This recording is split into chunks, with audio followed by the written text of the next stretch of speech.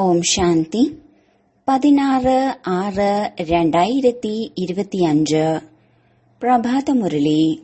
മധുരമായ കുട്ടികളെ, സദാ ഈ സന്തോഷത്തിലിരിക്കൂ.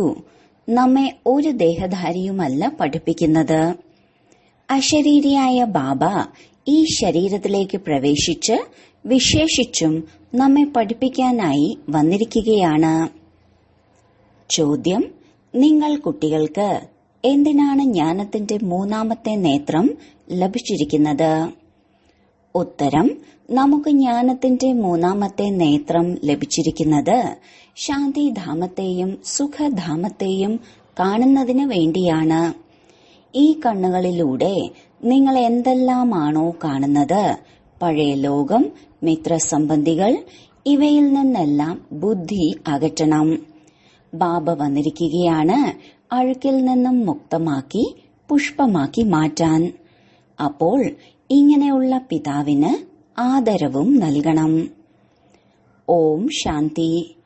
കുട്ടികളെ പ്രതിയുള്ള ശിവഭഗവാന്റെ മഹാവാക്യം. ശിവഭഗവാനെ സത്യമായ അച്ഛൻ എന്ന് തീർച്ചയായും പറയും. കാരണം രചയിതാവല്ലേ. ഇപ്പോൾ നിങ്ങൾ കുട്ടികളെ തന്നെയാണ് ഭഗവാൻ പഠിപ്പിക്കുന്നത്. ഭഗവാൻ ഭഗവതിയാക്കി മാറ്റുന്നതിന് വേണ്ടി.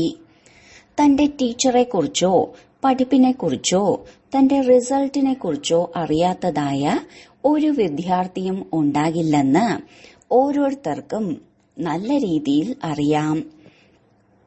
ഭഗവാനാണ് നിങ്ങളെ പഠിപ്പിക്കുന്നത് എങ്കിൽ കുട്ടികൾക്ക് എത്ര സന്തോഷം ഉണ്ടായിരിക്കണം. എന്തുകൊണ്ട് ഈ സന്തോഷം സ്ഥായിയായി നിലനിൽക്കുന്നില്ല? നിങ്ങൾക്കറിയാം, ഒരു ദേഹധാരി മനുഷ്യനുമല്ല നമ്മെ പഠിപ്പിക്കുന്നത്. അശരീരിയായ ബാബ ഈ ശരീരത്തിലേക്ക് പ്രവേശിച്ച് പ്രത്യേകിച്ചും നിങ്ങൾ കുട്ടികളെ പഠിപ്പിക്കാനായാണ് വന്നിരിക്കുന്നത്. ഭഗവാനാണ് പഠിപ്പിക്കുന്നതെന്ന് ആർക്കും അറിയില്ല. നിങ്ങൾക്കറിയാം, നമ്മൾ ഭഗവാന്റെ കുട്ടികളാണ്. ബാബയാണ് നമ്മെ പഠിപ്പിക്കുന്നത്. ബാബ തന്നെയാണ് ജ്ഞാനസാഗരൻ. ശിവബാബയുടെ സന്മുഖത്താണ് നിങ്ങൾ ഇരിക്കുന്നത്. ആത്മാക്കളും പരമാത്മാവും ഇപ്പോഴാണ് കൂടിക്കാഴ്ച നടത്തുന്നത്. ഇതൊരിക്കലും മറക്കരുത്. പക്ഷെ മായ മറപ്പിക്കുന്നു.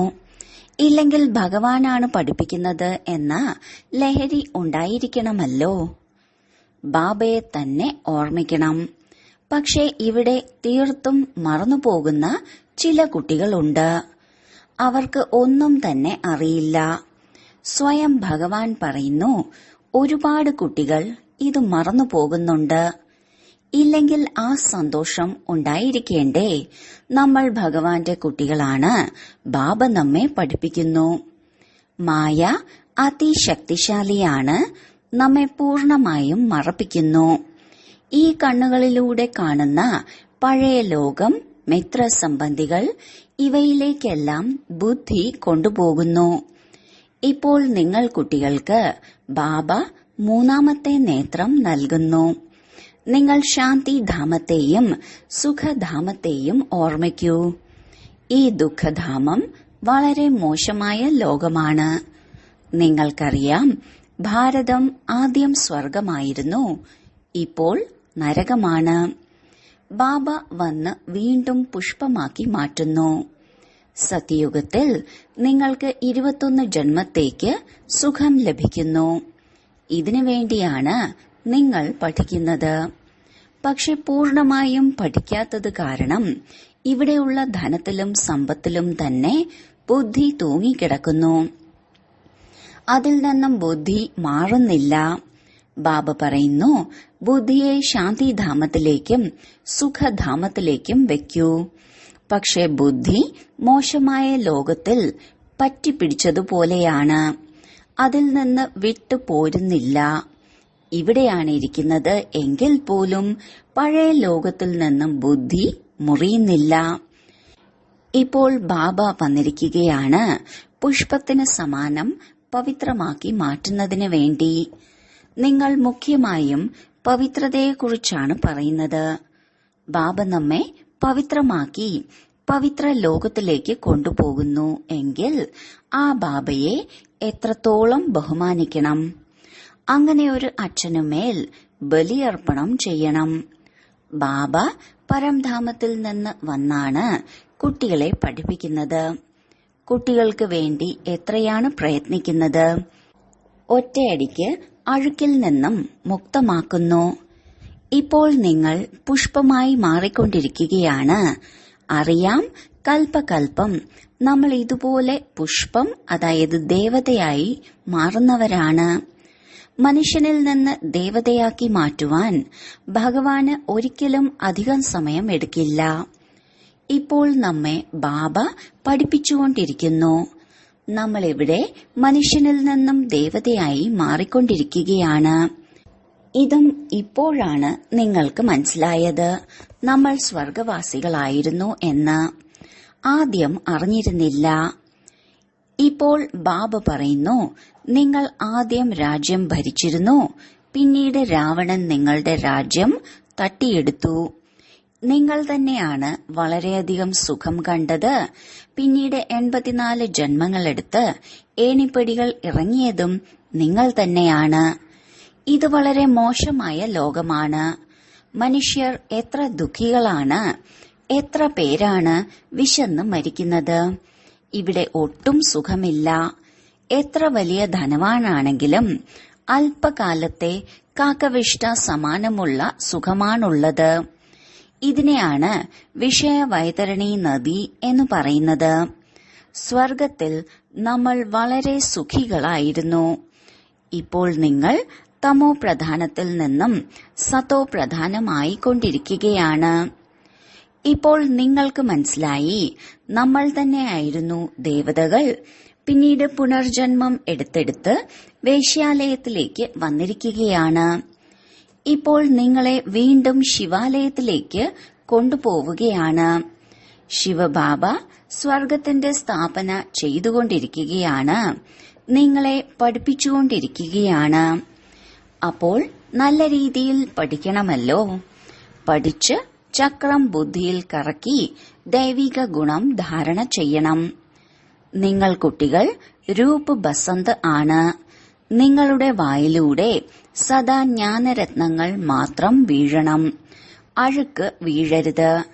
ബാബയും പറയുന്നു, ജ്ഞാനം രൂപ് ബസന്താണ്. ഞാൻ പരമാത്മാവ് ജ്ഞാനത്തിന്റെ സാഗരനാണ്. പഠിപ്പിനെ സമ്പാദ്യത്തിന്റെ ഉറവിടം എന്ന് പറയാറുണ്ട്.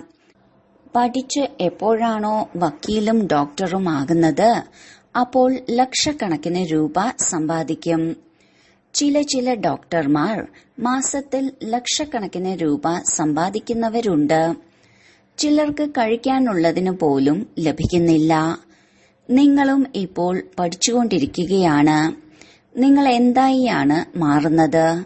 വിശ്വത്തിന്റെ അധികാരി. നിങ്ങൾക്ക് ഈ പഠിപ്പിന്റെ ലഹരി ഉണ്ടായിരിക്കണം.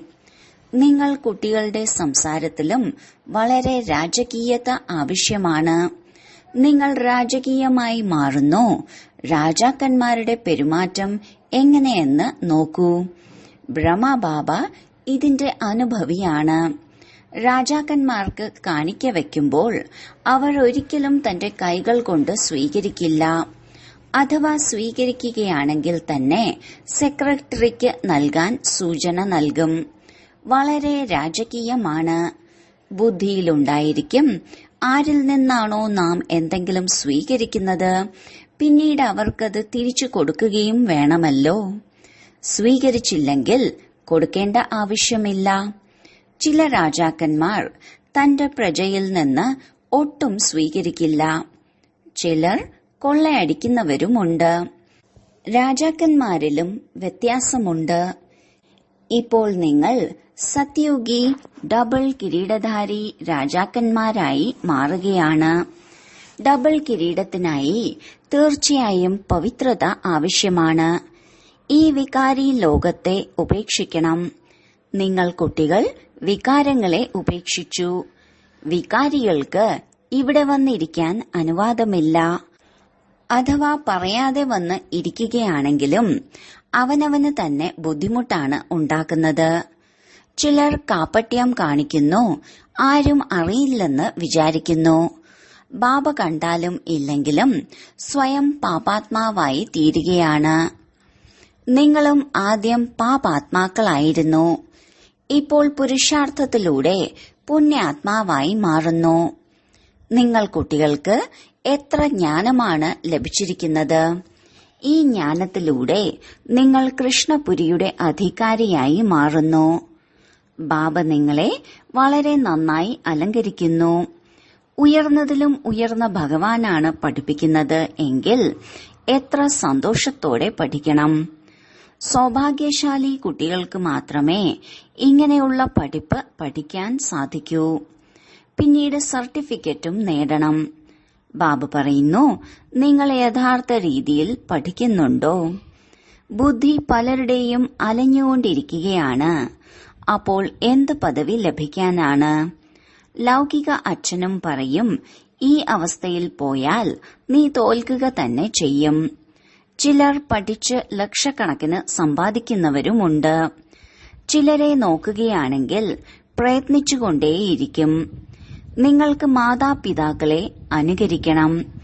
ഏതെല്ലാം സഹോദരങ്ങളാണോ നല്ല രീതിയിൽ പഠിക്കുകയും പഠിപ്പിക്കുകയും ചെയ്യുന്നത്, അവർക്ക് ആത്മീയ സേവനം ചെയ്യാൻ കഴിയും. ചിത്ര പ്രദർശനിയിൽ വളരെ പേരെ പഠിപ്പിക്കുന്നുണ്ടല്ലോ. ഇനി മുന്നോട്ടു പോകവേ എത്രത്തോളം ദുഃഖം വർദ്ധിക്കുന്നുവോ അത്രത്തോളം മനുഷ്യർക്ക് വൈരാഗ്യവും വരും. പിന്നീട് പഠിപ്പിൽ മുഴുകും. ദുഃഖത്തിലെല്ലാവരും ഭഗവാനെ നന്നായി ഓർമ്മിക്കുന്നു. മരിക്കുന്ന സമയത്ത് അല്ലയോ രാമ, അല്ലയോ ഭഗവാനെ എന്ന് ദുഃഖത്തോടെ പറയുന്നുണ്ടല്ലോ. നിങ്ങൾക്കാണെങ്കിൽ ഒന്നും ചെയ്യേണ്ടതില്ല. നിങ്ങൾ സന്തോഷത്തോടെ തയ്യാറെടുക്കുന്നു.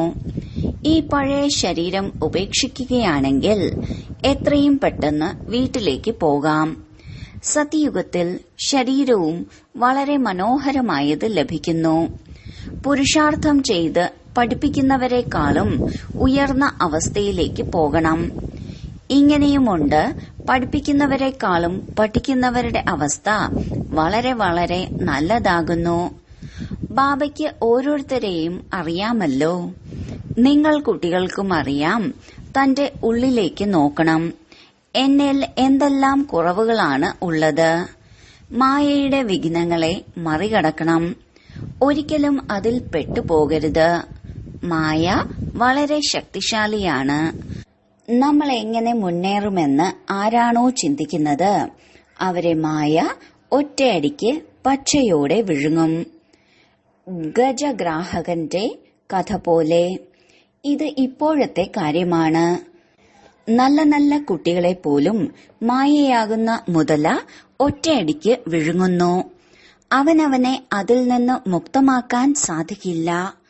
നമ്മൾ മായയുടെ അടിയിൽ നിന്ന് മുക്തമാവാൻ ആഗ്രഹിക്കുന്നുണ്ടെന്ന് സ്വയം അറിയാം. പക്ഷെ മായ മുക്തമാവാൻ അനുവദിക്കില്ല. അവർ പറയുന്നു, ബാബ മായയോട് പറയൂ ഇങ്ങനെ പിടികൂടരുതെന്ന്. ബാബ പറയുന്നു, ഇത് യുദ്ധമൈതാനമല്ലേ. യുദ്ധമൈതാനത്തിൽ ഒരിക്കലും ഇങ്ങനെ പറയില്ലല്ലോ, ഇവരോട് യുദ്ധം ചെയ്യരുതെന്ന് പറയൂ എന്ന്. ഞങ്ങൾക്ക് പന്ത് നൽകരുതെന്ന് കളിക്കളത്തിൽ ഒരിക്കലും പറയില്ല. ബാബ പെട്ടെന്ന് തന്നെ പറയും, യുദ്ധമൈതാനത്തിലേക്കാണ് വന്നിരിക്കുന്നത്. അതുകൊണ്ട് യുദ്ധം ചെയ്യൂ. അപ്പോൾ മായയെ തോൽപ്പിക്കാൻ കഴിയും. നിങ്ങൾക്ക് വളരെ ഉയർന്ന പദവിയും നേടാൻ സാധിക്കും. ഭഗവാൻ പഠിപ്പിക്കുന്നു എന്നത് ചെറിയ കാര്യമല്ലല്ലോ. ഇപ്പോൾ നമ്പർ വൈസ് പുരുഷാർത്ഥമനുസരിച്ച് നിങ്ങളുടെ കയറുന്ന കലയാണ് ഉണ്ടാകുന്നത്. നമ്മുടെ ഭാവി ജീവിതത്തെ വജ്രസമാനമാക്കി മാറ്റണം എന്ന താൽപര്യം ഓരോ കുട്ടികൾക്കും വേണം. വിഘ്നങ്ങളെ അകറ്റിക്കൊണ്ടേ മുന്നേറണം. എങ്ങനെയെങ്കിലും ബാബയിൽ നിന്ന് പൂർണ്ണ സമ്പത്ത് നേടണം. ഇല്ലെങ്കിൽ കൽപ്പകൽപ്പാന്തരം തോറ്റുപോകും. ഏതെങ്കിലും ധനവാനായ പിതാവ് തന്റെ കുട്ടികളെ ഈ പഠിപ്പ് പഠിക്കുന്നതിൽ തടസ്സം സൃഷ്ടിക്കുകയാണെങ്കിൽ പറയണം, ഞങ്ങൾ ഈ ലക്ഷങ്ങൾ കൊണ്ട് എന്ത് ചെയ്യാനാണ്? നമുക്ക് പരിധിയില്ലാത്ത അച്ഛനിൽ നിന്നും വിശ്വത്തിന്റെ ചക്രവർത്തി പദവി നേടണം. ഈ ലക്ഷങ്ങളും കോടികളും ഭസ്മമായി പോകാനുള്ളത് ആണ്. ചിലരുടേത് മണ്ണോട് മണ്ണായി തീരും, ചിലരുടേത് അഗ്നിയിൽ എരിയുന്നു. മുഴുവൻ സൃഷ്ടിയും അഗ്നിക്ക് ഇരയാവുക തന്നെ വേണം. ഇത് മുഴുവനും രാവണന്റെ ലങ്കയാണ്. നിങ്ങൾ എല്ലാവരും സീതമാരാണ്. രാമൻ വന്നിരിക്കുകയാണ്. മുഴുവൻ ഭൂമിയും ഒരു ദ്വീപാണ്. ഈ സമയം തന്നെയാണ് രാവണ രാജ്യം. ബാബ വന്ന് രാവണ രാജ്യം നശിപ്പിച്ച് നിങ്ങളെ രാമരാജ്യത്തിന്റെ അധികാരിയാക്കി മാറ്റുന്നു. നിങ്ങൾക്കുള്ളിൽ അളവറ്റ സന്തോഷമുണ്ടായിരിക്കണം. ഇങ്ങനെ പറയാറുണ്ട്, അതീന്ദ്രിയ സുഖം ഗോപികമാരോട് ചോദിക്കൂ. അതായത് നിങ്ങൾ കുട്ടികളോട് ചോദിക്കൂ. നിങ്ങൾ ചിത്ര പ്രദർശനിയിൽ തന്റെ സുഖത്തിന്റെ പ്രാപ്തിയെക്കുറിച്ച് പറയാറുണ്ടല്ലോ. നമ്മൾ ഭാരതത്തെ സ്വർഗമാക്കിക്കൊണ്ടിരിക്കുകയാണ്. ശ്രീമതമനുസരിച്ച് ഭാരതത്തിന്റെ സേവനം ചെയ്തുകൊണ്ടിരിക്കുന്നു. എത്രത്തോളം നിങ്ങൾ ശ്രീമത്ത് പാലിക്കുന്നുവോ അത്രത്തോളം നിങ്ങൾ ശ്രേഷ്ഠമായി മാറുന്നു. നിങ്ങൾക്ക് അഭിപ്രായം നൽകുന്നവരും ധാരാളം വരും. അതുകൊണ്ട് അവരെ തിരിച്ചറിയുകയും അവരിൽ നിന്ന് സംരക്ഷിക്കുകയും വേണം. ചിലപ്പോൾ മായയും ഗുപ്തമായ രീതിയിൽ പ്രവേശിക്കും. നിങ്ങൾ വിശ്വത്തിന്റെ അധികാരിയായി മാറുകയാണ് എന്ന സന്തോഷം ഉള്ളിൽ ഉണ്ടായിരിക്കണം.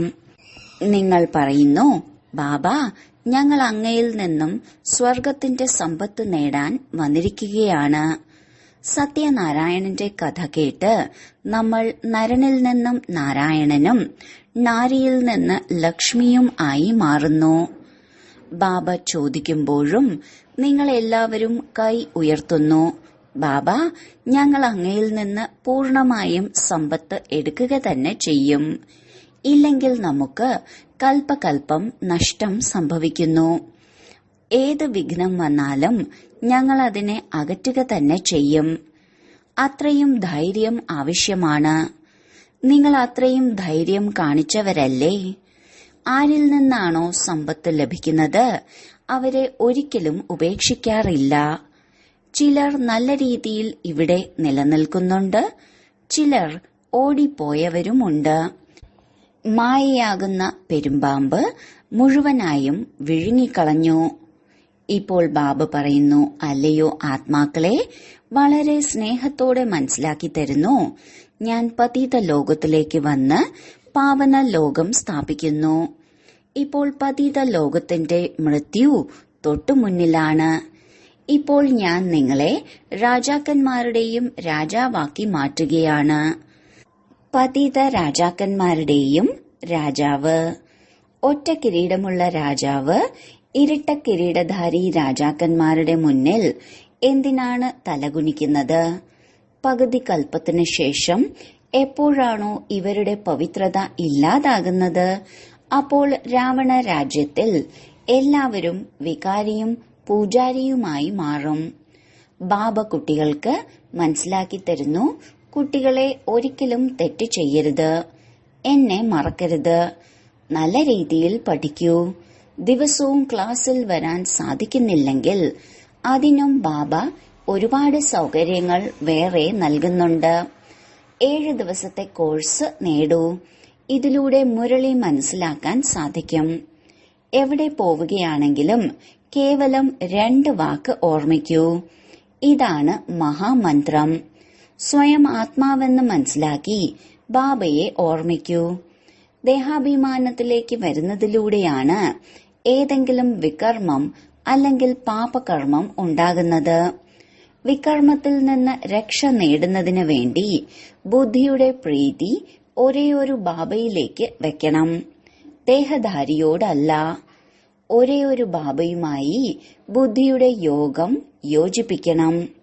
അന്തിമം വരേക്കും ഓർമ്മിക്കുകയാണെങ്കിൽ വികർമ്മങ്ങൾ ഒന്നും തന്നെ ഉണ്ടാവുകയില്ല. ഇത് ജീർണിക്കപ്പെട്ട ദേഹമാണ്. ഇതിന്റെ അഭിമാനം ഉപേക്ഷിക്കൂ. നാടകം പൂർത്തിയായി. ഇപ്പോൾ നമ്മുടെ 84 ജന്മങ്ങളും പൂർത്തിയായി. ഇത് പഴയ ശരീരവും പഴയ ആത്മാവും ആണ്. ഇപ്പോൾ തമോ പ്രധാനത്തിൽ നിന്നും സതോ പ്രധാനമാകണം. പിന്നീട് ശരീരവും സതോ പ്രധാനമായത് ലഭിക്കും. ആത്മാവിനെ സതോ പ്രധാനമാക്കി മാറ്റണം എന്ന ഒറ്റ ചിന്ത ഉണ്ടായിരിക്കണം. ഇതിനായി ബാബ കേവലം പറയുന്നു, എന്നെ തന്നെ ഓർമ്മിക്കൂ. ഈ ഒരു ചിന്ത വെക്കൂ. നിങ്ങളും ബാബയോട് പറയുന്നുണ്ടല്ലോ, ബാബ ഞങ്ങൾ പാസ്സായി കാണിക്കും. ക്ലാസ്സിൽ എല്ലാവർക്കും സ്കോളർഷിപ്പ് ലഭിക്കില്ലെന്ന് അറിയാമല്ലോ, എന്നാലും പുരുഷാർത്ഥം ചെയ്യും. നിങ്ങൾക്കും അറിയാം, നമുക്ക് നരനിൽ നിന്നും നാരായണനായി മാറാനുള്ള പൂർണ്ണ പുരുഷാർത്ഥം ചെയ്യണം. എന്തിനാണ് കുറയ്ക്കുന്നത്? ഇവിടെയാണെങ്കിൽ മറ്റൊരു ചിന്തയും ഇല്ല. യോദ്ധാക്കൾക്ക് യാതൊരു ചിന്തയും ഉണ്ടാകില്ലല്ലോ. ചിലർ ബാബയോട് പറയാറുണ്ട്, ബാബ ധാരാളം കൊടുങ്കാറ്റുകളും സ്വപ്നങ്ങളുമെല്ലാം വരുന്നു. ബാബ പറയുന്നു, ഇതെല്ലാം ഉണ്ടാകും. നിങ്ങൾ ഒരു ബാബയെ തന്നെ ഓർമ്മിച്ചുകൊണ്ടിരിക്കൂ. ഈ ശത്രുവിന് മേൽ വിജയം പ്രാപിക്കണം. ചില സമയത്ത് മനസ്സിലോ ചിത്തത്തിലോ പോലുമില്ലാത്ത സ്വപ്നങ്ങൾ വരും. ഒരുപാട് ബുദ്ധിമുട്ടിക്കും. ഇതെല്ലാം മായയാണ്. നമ്മൾ മായയാണ് വിജയിക്കുന്നത്. പകുതി കൽപ്പത്തേക്ക് വേണ്ടി ശത്രുവിൽ നിന്ന് രാജ്യം നേടുകയാണ്. നമുക്ക് മറ്റൊരു ചിന്തയും ഇല്ല. ധൈര്യശാലികളായ കുട്ടികൾ ഒരിക്കലും അതും ഇതും പറയില്ല. സന്തോഷത്തോടെ യുദ്ധത്തിന് പോകും. നിങ്ങൾ ഇവിടെ വളരെ സഹജമായും ബാബയിൽ നിന്ന് സമ്പത്ത് നേടുന്നു. ഈ മോശമായ ശരീരം ഉപേക്ഷിക്കണം. ഇപ്പോൾ തിരിച്ച് മധുരമായ ശാന്തിധാമത്തിലേക്ക് പോകണം. ബാബ പറയുകയാണ്, ഞാൻ നിങ്ങളെ കൊണ്ടുപോകാനായാണ് വന്നിരിക്കുന്നത്. എന്നെ ഓർമ്മിക്കുകയാണെങ്കിൽ പാവനമാകും. അപവിത്ര ആത്മാവിന് പോകാൻ കഴിയില്ല. ഇതെല്ലാം പുതിയ കാര്യങ്ങളാണ്. ശരി, വളരെ കാലത്തെ വേർപാടിന് ശേഷം തിരികെ കിട്ടിയ മധുരമധുരമായ കുട്ടികൾക്ക് മാതാവും പിതാവുമായ ബാബ്ദാദയുടെ സ്നേഹസ്മരണകളും സുപ്രഭാതവും. ആത്മീയ അച്ഛന്റെ ആത്മീയ കുട്ടികൾക്ക് നമസ്കാരം. ധാരണയ്ക്കുള്ള മുഖ്യസാരം: 1. വികർമ്മങ്ങളിൽ നിന്ന് രക്ഷപ്പെടുന്നതിന് വേണ്ടി ബുദ്ധിയുടെ പ്രീതി ഒരേയൊരു ബാബയോട് വെക്കണം. ഈ ജീർണിക്കപ്പെട്ട ദേഹത്തിന്റെ അഭിമാനം ഉപേക്ഷിക്കണം. 2. നമ്മൾ യോദ്ധാക്കളാണ്. ഈ സ്മൃതിയിലൂടെ മായയാകുന്ന ശത്രുവിന് മേൽ വിജയം പ്രാപിക്കണം. മായയെക്കുറിച്ച് ചിന്തിക്കരുത്. മായ ഗുപ്തരൂപത്തിൽ വളരെയധികം പ്രവേശിക്കുന്നു. അതുകൊണ്ട് അതിനെ തിരിച്ചറിയണം. അതിൽ നിന്ന് സ്വയത്തെ സംരക്ഷിക്കണം. വരദാനം: മനസ്സാ വാചാ കർമ്മണ പവിത്രതയിൽ സമ്പൂർണ്ണ മാർക്ക് നേടുന്ന നമ്പർ 1 ആജ്ഞാകാരിയായി ഭവിക്കട്ടെ. മനസ്സാ പവിത്രത അർത്ഥം സങ്കല്പത്തിൽ പോലും അപവിത്രതയുടെ സംസ്കാരം പ്രത്യക്ഷമാകരുത്. സദാ ആത്മീയ സ്വരൂപം അർത്ഥം സഹോദര സഹോദര ശ്രേഷ്ഠ സ്മൃതി ഉണ്ടായിരിക്കട്ടെ. വാച സദാ സത്യതയും മധുരതയും ഉണ്ടാകണം. കർമ്മണ സദാ നമ്രത, സന്തുഷ്ടത, ഹർഷിതമുഖത ഉണ്ടാകണം. ഇതേ ആധാരത്തിൽ നമ്പർ ലഭിക്കുന്നു. ഇങ്ങനെ സമ്പൂർണ്ണ പവിത്ര ആജ്ഞാകാരി കുട്ടികളുടെ മഹിമ അച്ഛനും പാടുന്നു. അവരാണ് തന്റെ ഓരോ കർമ്മത്തിലൂടെ ബാബയുടെ കർത്തവ്യം തെളിയിക്കുന്ന സമീപരത്നങ്ങൾ. സ്ലോഗൻ: സംബന്ധ സമ്പർക്കത്തിലും സ്ഥിതിയിലും ലൈറ്റാകൂ, ദിനചര്യയിലല്ല. അവ്യക്ത സൂചന: ആത്മീയ സ്ഥിതിയിൽ കഴിയുവാനുള്ള അഭ്യാസം ചെയ്യൂ. അന്തർമുഖി ആകൂ. അന്തർമുഖി ആത്മാക്കൾ എങ്ങനെയുള്ള പരിതസ്ഥിതിയാകട്ടെ, നല്ലതാകട്ടെ, ഇളക്കുന്നതാകട്ടെ, എന്നാൽ ഓരോ സമയവും ഓരോ പരിതസ്ഥിതിക്കും ഉള്ളിൽ അവനവനെ അഡ്ജസ്റ്റ് ചെയ്യുന്നു. ഒറ്റയ്ക്കാകട്ടെ, സംഘടനയിലാകട്ടെ, രണ്ടിലും അഡ്ജസ്റ്റ് ആകുക. ഇതാണ് ബ്രാഹ്മണ ജീവിതം. ഓം ശാന്തി.